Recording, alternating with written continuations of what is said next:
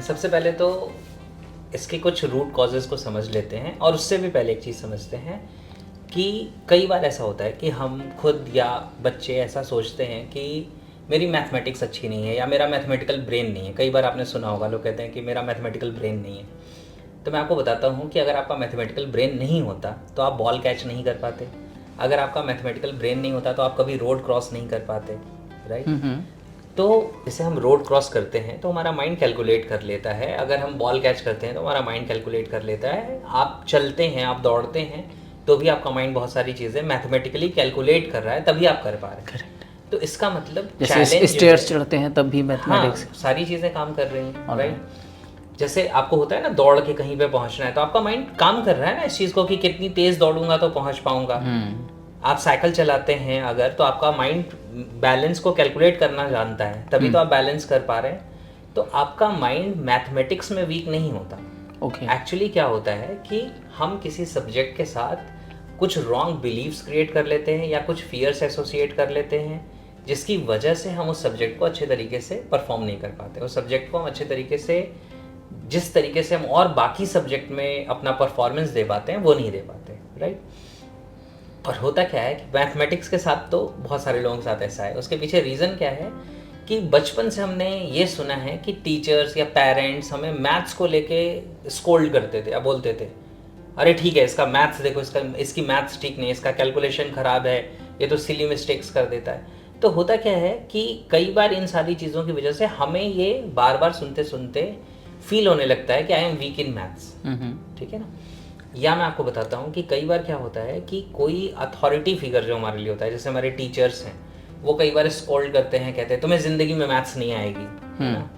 तो क्या होता है कि उस समय जो हमारा मन है, हमारा माइंड दो अलग अलग लेवल्स पे काम करता है, कॉन्शियस एंड अनकॉन्शियस, जिसे सब कॉन्शियस कहते हैं लोग, एनएलपी में उसे अनकॉन्शियस कहते हैं। तो कॉन्शियस और अनकॉन्शियस इन दो लेवल्स पे माइंड वर्क कर रहा है। तो कॉन्शियस माइंड लॉजिक्स लगाता है, अनकॉन्शियस माइंड लॉजिक्स नहीं लगा सकता। वो प्रोग्रामिंग को स्टोर करता है, वो मेमोरीज को स्टोर करता है, बिलीव्स, वैल्यूज, सारी चीज़ें अनकॉन्शियस में होती हैं। तो होता क्या है कि जब कोई अथॉरिटी फिगर किसी बात को कहता है या कोई भी बात जब बार बार हमसे कही जाती है, तो लॉजिकल माइंड क्या होता है, ये साइड हो जाता है, बाईपास हो जाता है, और वो इन्फॉर्मेशन सबकॉन्शियस में चली जाती है या अनकॉन्शियस में चली जाती है। तो जब ये हमारे माइंड के सेकेंड लेवल पे अनकॉन्शियस पे चली गई, तो इसका एग्जीक्यूशन होता है। तो अगर आपका ये बिलीफ बन गया ना कि मुझे तो मैथ्स नहीं आती, तो now your mind will make sure कि आपको मैथ्स ना आए। Now your mind will make sure कि आप मैथ्स में अच्छे तरीके से परफॉर्म ना कर पाए। और कई बार मैं ये कहता हूँ कि जनरली जो किसी सब्जेक्ट का डर होता है, वो सब्जेक्ट से पहले सब्जेक्ट टीचर से डर होता है बच्चे को। करेक्ट। कई बार जो बच्चा होता है वो सब्जेक्ट से बाद में डरता है, पहले उस सब्जेक्ट टीचर से डरता है, और वो सब्जेक्ट टीचर वो सब्जेक्ट पर्टिकुलर पढ़ा रहे हैं, तो वही डर उस सब्जेक्ट के साथ कनेक्ट हो जाता है। इसे एनएलपी में हम एंकरिंग कहते हैं, ट्रिगरिंग हो जाती है, कंडीशनिंग हो जाती है। तो होता क्या है कि इसलिए पर्टिकुलरली जैसे आप कह रहे हैं कि बच्चे को मैथ्स में इशू है, तो पहले तो उसे ये बिलीव देने की ज़रूरत है कि भाई you have a calculative brain, आपके पास एक ऐसा ब्रेन है जो बहुत अच्छे कैलकुलेशंस कर लेता है। आप चल लेते हो ना, आप भाग लेते हो ना, आप रोड क्रॉस कर लेते हो ना, दैट मीन्स आपका ब्रेन जो है वो कैलकुलेशंस कर सकता है। ओके, इसमें कहीं कोई इशू नहीं है, ठीक है। तो पहला ये हो गया, यानी कि एक जो नेगेटिव बिलीफ होता है कि कहीं मेरे ब्रेन में ही तो प्रॉब्लम नहीं है, मेरा ब्रेन तो वीक नहीं है, मुझे मैथ्स नहीं आ रही। तो पहली ये चीज़, यानी this answer goes to all the kids and parents that they, पहले तो किड्स के लिए ज़रूरी है। मेरे ख्याल से सारे ही लोगों को ये बात समझनी चाहिए कि मैं मैथमेटिक्स में वीक हूँ, इस थॉट को अगर मैं अपने माइंड में सोचता हूँ तो ये ऑब्स्टकल है मेरे मैथमेटिक्स में गुड ना होने के लिए। एग्जैक्टली, माइंड आपका इसी बिलीफ को सच साबित करेगा।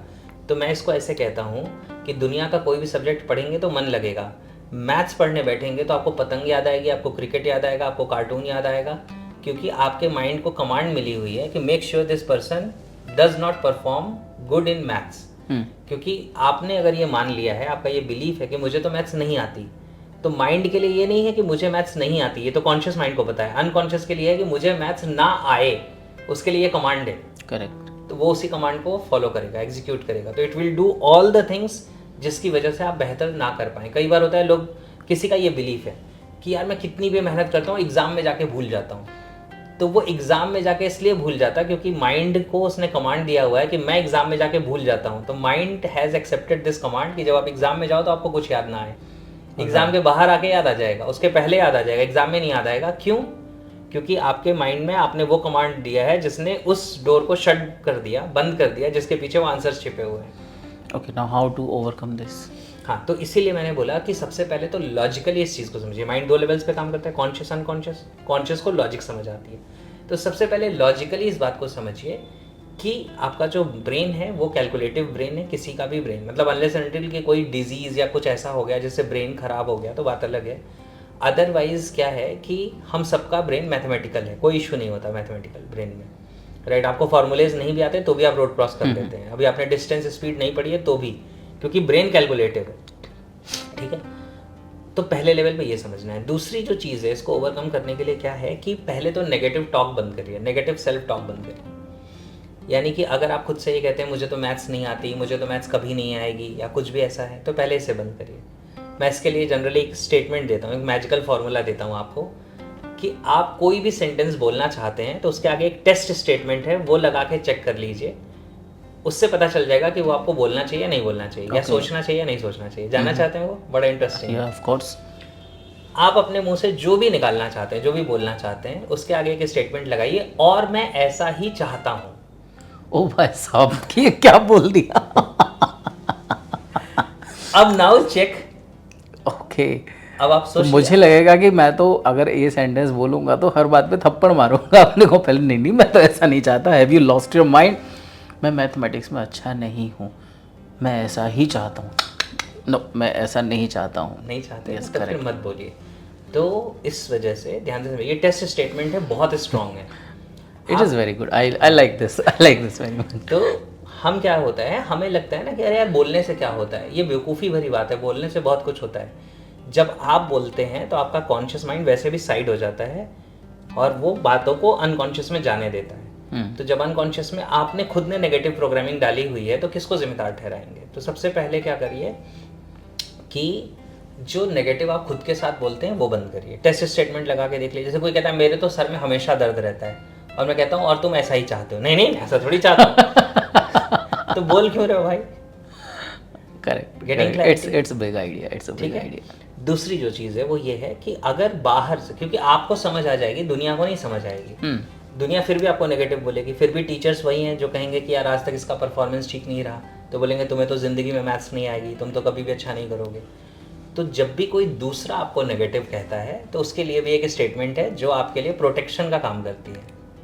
वो स्टेटमेंट है एंड इट्स योर ओपिनियन, और ऐसा आपको लगता है। जरूरी नहीं कि आप ये मुंह पे कहते हैं, सामने वाले से लड़ाई हो जाएगी। मन में सोच सकते हैं। हाँ, मन में कह सकते हैं। जैसे सपोज करिए कि कोई टीचर मुझसे कह रहे हैं कि तुम्हें तो कभी ज़िंदगी में मैथ्स नहीं आएगी, और मैं अपने मन में कहता हूँ और ऐसा आपको लगता है, या ये आपका ओपिनियन है, तो अब उसकी बात जो है वो नलीफाई हो गई। यानी इसके पहले कि वो बात मेरे माइंड में जाके रजिस्टर हो, मुझे प्रोग्राम करे, मैंने उसको न्यूट्रलाइज कर दिया। यानी कि इस तरह से तो हम बहुत सारी नेगेटिव ओपिनियंस को से अपने आप को प्रोटेक्ट कर सकते हैं। It does not apply only with the student who is struggling with mind, क्योंकि in our life around us हम रोज़ाना कई बार देखेंगे। You can also ask this question to yourself, when we go to bed we go with lot of good and bad experiences, okay, and sometimes we feel sad कि आज उसने मुझे ऐसा बोल दिया, आज थोड़े दिन में वो मज़ा नहीं आया, and we don't realize, but we are not sleeping, we are not going to bed with a smile on our face, with a sense of happiness, with a sense of satisfaction on our face. Why did this happen? Because we could not protect ourselves from those negative experiences. Exactly. And this statement, these two statements will help us. क्योंकि अगर मैंने bad बोला है तो बस ये ध्यान रखो, ऐसा तुम चाहते हो, तो यू विल स्टॉप दैट। यानी कि वो रजिस्टर नहीं होगा, मेरा बोला हुआ भी रजिस्टर नहीं होगा, and somewhere my mind will start protecting me from my own statements that are negative. शुरू में आप कॉन्शियसली करेंगे, बाद में ये ऑटोमेटिक हो जाएगा। ऑफ कोर्स जो हम रेगुलर करते हैं, because I teach to my students repetition is the mother of integration. जो आप रिपीट करोगे वो नेचुरल ही हो जाएगा। एंड सेकंड थिंग कि अगर दूसरे बोल रहे हैं तो दैट्स योर ओपिनियन, उससे भी प्रोटेक्ट हो जाओगे। That's amazing. तो ये जो दोनों चीज़ें हैं ये एंटीवायरस जैसी हैं, प्रोटेक्शन जैसी हैं, ये आपके माइंड को प्रोटेक्ट करेंगी। तो जैसे बच्चे के केस में आपने कहा, तो उस बच्चे को आप ये बोलिए कि बेटा पहले तो आप ये बोलना बंद करो, क्या आप ऐसा चाहते हो? बोलेगा नहीं, तो आप बोलो फिर ये आप मत बोलो, अपने मन में भी मत बोलो। दूसरी चीज़ क्या है कि जो कोई बाहर से आपको नेगेटिव बोले, अभी वो नहीं समझ रहा कि आप इम्प्रूवमेंट के डायरेक्शन में काम कर रहे हो, तो आप अपने मन में बोलो ऐसा आपका ओपिनियन है, ऐसा आपको लगता है, राइट? यस। तो ये आपको प्रोटेक्ट करेगा। अब क्या है, अब ये इस लेवल पे काम हो गया। अब अगली चीज़ ये है कि try to identify the root cause, कि जो बच्चे को मैथ्स नहीं आ रही है उसके पीछे रियल रीज़न क्या है। हम वो रियल रीज़न नहीं पहुंच पाते उस तक। तो मैं आपको इसका NLP का क्वेश्चन बताता हूँ कि क्या क्वेश्चन होता है, कैसे आप पहुंच सकते हैं। NLP में एक मॉडल है लैंग्वेज का, उसे मेटा मॉडल कहते हैं, उसे कहते हैं art of asking questions. Okay. जो हम बात करते हैं इसे कहते हैं सरफेस स्ट्रक्चर, और इसके पीछे हमारे मन में जो छिपा हुआ होता है उसे कहते हैं डीप स्ट्रक्चर।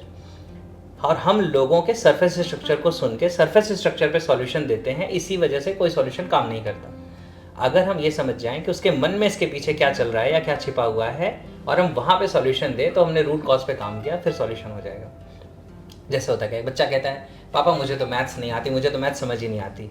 तो हम उसे मोटिवेट करते हैं, उसे समझाते हैं नहीं नहीं बेटा ऐसा क्या है, देखो तुम इंग्लिश अच्छी करते हो, तुम हिंदी अच्छी करते हो, तुम ये अच्छा करते हो, तुम ये भी कर सकते हो, तुम्हारे ही तो दोस्त हैं और भी कर लेते हैं। अब हम ये सारी चीज़ें समझा रहे हैं, बट सरफेस लेवल, ये सरफेस लेवल है। अभी तक हमें ये नहीं पता कि उसे मैथ्स क्यों नहीं आती। तो उससे सवाल क्या पूछने की ज़रूरत है, ये नहीं पूछना कि बेटा तुम्हें मैथ्स क्यों नहीं आती, क्योंकि अगर आप वाई पूछेंगे तो वो आपको एक्सक्यूज स्टोरी सुनाएगा 2 पेज की। तो सवाल होता है, इसीलिए मैं कहता हूँ NLP हर किसी को सीखनी चाहिए। NLP में सवाल है व्हाट स्टॉप्स यू, क्या रोकता है आपको। जब आप व्हाट पूछते हैं तो ये ऑब्जेक्ट क्वेश्चन है।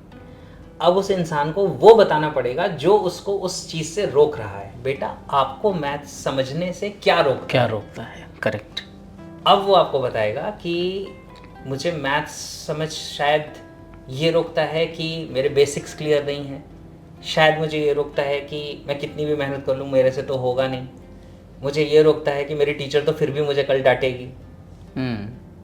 तो now you know the root cause. अब आप उसके ऊपर काम कर सकते हैं। अगर उसके बेसिक्स वीक हैं तो उसको बेसिक्स सिखाइए, उसका कॉन्फिडेंस बिल्ड होगा। अगर उसको टीचर से फियर है तो टीचर को समझाइए कि आपसे ऑलरेडी डरा हुआ है, आप इसे डराइए नहीं, ये इम्प्रूव करने की कोशिश कर रहा है, राइट? Getting clarity. कुछ और रीज़न है तो उन रीजंस पे काम करिए। Now you know the root cause, और उसके ऊपर आप काम करेंगे तो ये चीज़ें चेंज हो जाएंगी। It's very interesting and I really appreciate those 2 statements. हालांकि तीसरा वाला भी उतना ही इंटरेस्टिंग है कि मैं ये चाहता हूँ, that will always help me identify, क्योंकि हम कितनी बार अननोन टू अस हम नेगेटिव स्टेटमेंट अपने लिए ही पास करते रहते हैं, and we keep making ourselves weak every day, and that is कि दैट्स योर ओपिनियन। वो भी अच्छा था, तो it is quite wonderful and I will show this video to my child and say कि बेटा इसमें देखो कि क्या है, and that is very beautiful, and to my wife as well, है ना। और मुझे लगता है कि सारे टीचर्स को भी समझना चाहिए, because we don't know, but through our statements, because teachers taking responsibility, it's not teachers fault. वो रिस्पॉन्सिबल हैं, they are concern with their students के growth, but they don't understand the mind. यही तो challenge है ना। Actually क्या है, हम पूरी दुनिया को माइंड से समझते हैं, और इस माइंड को नहीं समझते क्योंकि हमें किसी ने समझाया ही नहीं है। तो जब हम माइंड को समझते नहीं हैं, हम उस लैंग्वेज को ही नहीं समझते जिस लैंग्वेज में हमें कम्युनिकेट करना है, तो फिर हम कैसे इफेक्टिव कम्युनिकेशन कर पाएंगे। तो व्हाट स्टॉप्स यू, जो सवाल मैंने आपको बताया, ये लोगों की ज़िंदगी को ट्रांसफॉर्म कर सकता है। और जैसे आपने ये NLP के बारे में बताया कि अगर आपने कहा कि सबको NLP सीखनी चाहिए, in my point of view, अगर हम अपने कंट्री की बात करते हैं तो people don't understand the value of NLP।